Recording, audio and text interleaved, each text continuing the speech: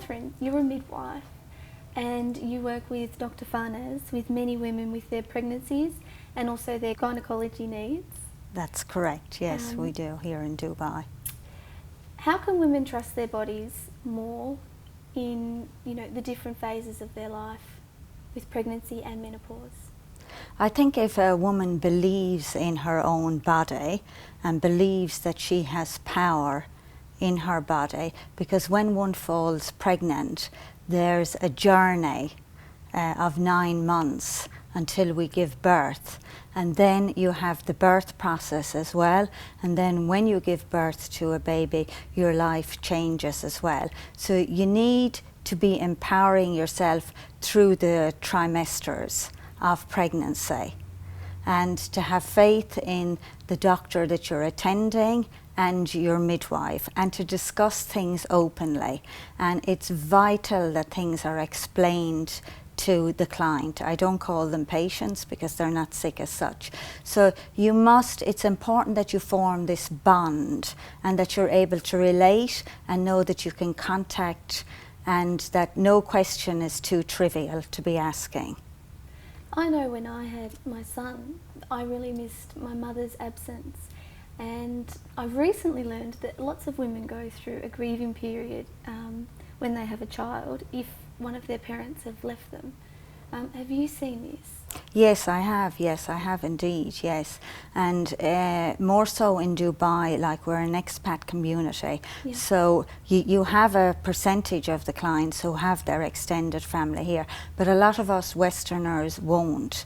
So it's important that they can bond with the people they're attending, and that I have empathy for them. And I'm fortunate that I emigrated to Australia and I gave birth to children and didn't have extended family. So I really understand this, and I'm a lot of the time I'm walking in the footsteps of my clients. So Catherine, for women who are experiencing lots of emotional changes with their body, it's perfectly fine and normal for them to feel these feelings. Perfectly fine and normal. We'll talk about birth first. Like on the 3rd day, it's well documented that we get the baby blues. Okay, and it's our hormones adjusting, and we're crying and we don't know why we're crying. But having said that, some of us may have experienced premenstrual tension, so our partners may be used to us being like that. And then, I hate to say it, but then we go through menopause and we go through lots of other emotions as well. Yeah. So we'll talk about pregnancy first. Like you get your 3rd day blues, and that will pass. And you reassure the ladies. When I worked in the hospital, it was perfectly normal, and it was part of my everyday care with the ladies that I would go in and talk to them, because you have to be on the lookout for this, and to reassure them, because they may cry for no apparent reason, and you just have to reassure them. Tears of happiness. Exactly, tears of happiness, that's right, yes. And when they even come back here in Dubai, you're discharged on day 3, and there's not a fantastic the home midwifery service. Some people can access it, but where I work, we bring the ladies back in on day 7 for a checkup, and again we make sure how they're going. Both the doctor and I have a role in that, and then we have the ladies can always liaise with me. They're quite free to do that, because we must follow them, and it's important that they tell us how their emotions are, because if the 3rd day blues was to linger on, it can lead to other things, and we have to be on the lookout for postnatal depression. Which, thank goodness, doesn't happen much, but it does happen, and we have to be aware of that. Yeah. It's nice that a lot more people are speaking about postnatal depression, and that it's not a taboo word. Yeah. Yes, it is. But you can also experience, personally, it may not be postnatal depression, but you can also just experience such a lack of sleep in your life.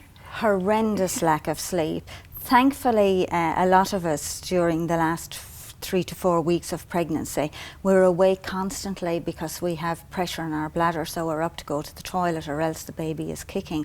And that is your body actually preparing you for post-delivery, for when you'll be awake for feeding and that. But the cycle of lack of sleep is horrendous. So it's very important too that the husband is involved in all of this. And the thing in Dubai, which is sad, is a lot of husbands don't get any maternity leave. Yeah. So they're going to come home exhausted as well from work, and there's so much pressure. But it has to be emphasised to them that the mother who is feeding her infant, and even if she's not feeding, she's looking after a newborn baby, it's draining psychologically and mentally. Yeah. So everybody must be supported. And it's important as the newborn infant gets a little bit older that the couple go back to having me time. Yeah. Even if it's a drink of water, because so many people, like, if they, depending on if they're feeding, their fluid, what they will drink will be, they may not be able to have it. So, but it's important that they have quality time together and talk about things. Yeah. I think, just realising that it's perfectly normal actually takes the pressure off. Exactly, that you're not abnormal, and that the hormones that are active within your body and also the tiredness, that it is perfectly normal. It doesn't matter, your friend who's just had a baby may tell you something different, but guaranteed we are all, the majority of us are walking down the same road. And you can forget, Mother Nature allows you to forget this period. Yes, it does. But sometimes that doesn't help your friends when they look to their other friends who all seem to be coping when their children are a few years older. Yes.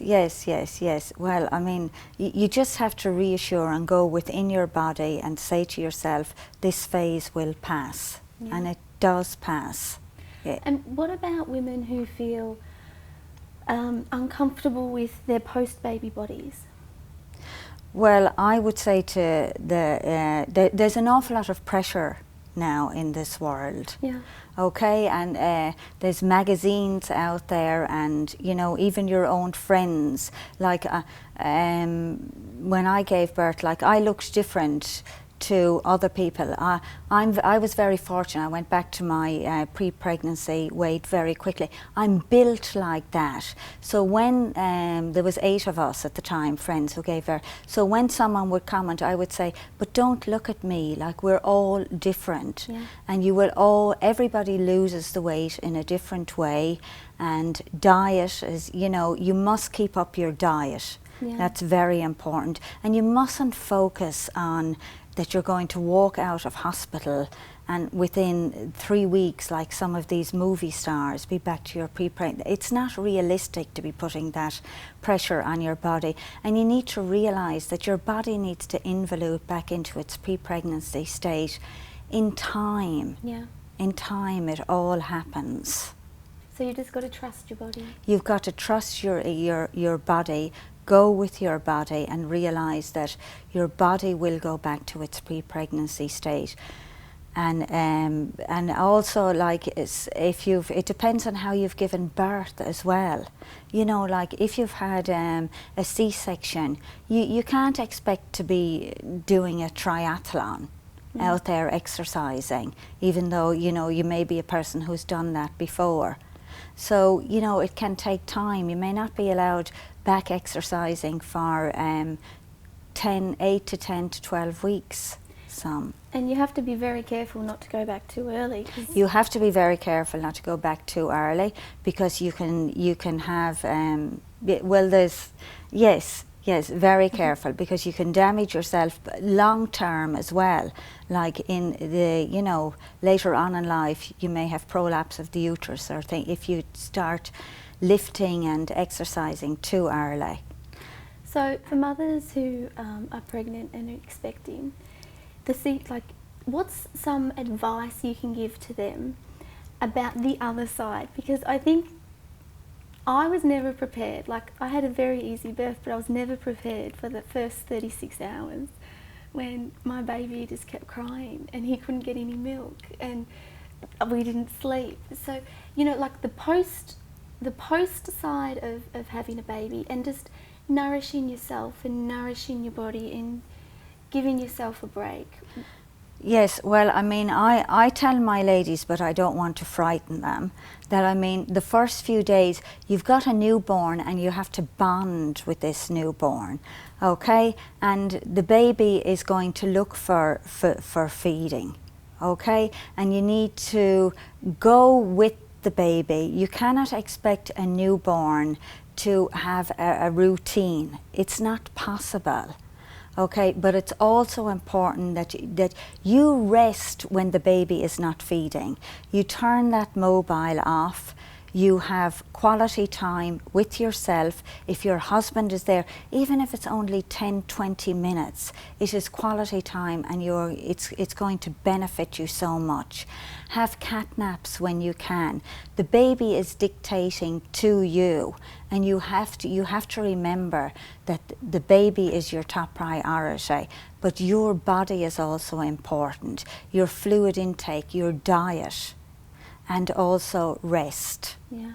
Okay? It's very important that you listen to your body. I used to put a sign on the door, not home. People knew I was home, but I wanted to have a good milk supply and I wanted to be rested. Wow. Catherine, that was amazing. Thank you very much. Thank you. Thank you, Gemma. Fear during pregnancy and more so in labour. Even though I'm a midwife, I did have fear, and it was fear of the unknown and how I was going to give birth and the pain. So I empowered myself that I focused on something. For me, it was running water, the tranquility of that, and also my husband, and it helped me get through every contraction. And once one contraction was gone, I said to myself, well, that's gone underneath the bridge, and I built my body up for the next one. Love to me is letting go of fear. And if you can let go of the fear, then your body is going to be capable of dealing with so much. Courage for what lies ahead when you give birth. You need to go back into your body and realize that it has been done millions of times before and that you are capable of it, and that there is help there for you, and that you will have your husband, and if things get too bad for you, you have your midwife and you have your obstetrician, and there is always help available for you. Feelings. Once you give birth, the feeling is unbelievable, and the feeling you're going to have for this human being, and realize that this baby has been created by you and someone that you love, and that you're going to be responsible for this baby for the rest of your life. It's an unbelievable feeling.